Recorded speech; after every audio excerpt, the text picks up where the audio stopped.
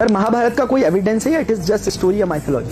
बेटे मैथ्स पढ़ने तो कैलकुलेशन के थ्रू चीजों को समझते हैं। महाभारत के युद्ध में 18 अक्षौणी सेनाओं ने पार्टिसिपेट किया था, जिनमें 11 अक्षौणी सेनाएं कौरवों की तरफ से और बाकी बची 7 अक्षौणी सेनाएं पांडवों की तरफ से लड़ रही थी।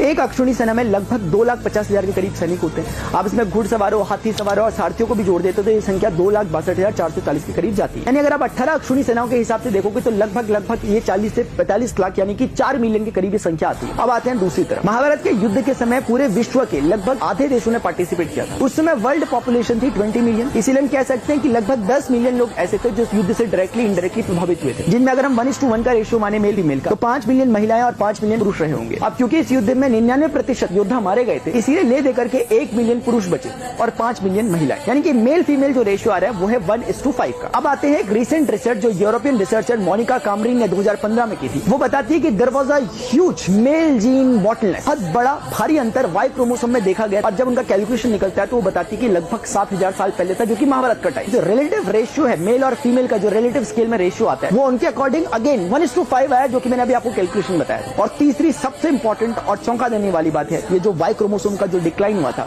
वो सबसे ज्यादा जो प्रभाव पड़ा था जिस रीजन पे पड़ा था वो था इंडियन सब कॉन्टिनेंट, भारतीय उपमहाद्वीप। अब आप खुद डिसाइड करें कि क्या महाभारत एक माइथोलॉजी है या रियलिटी।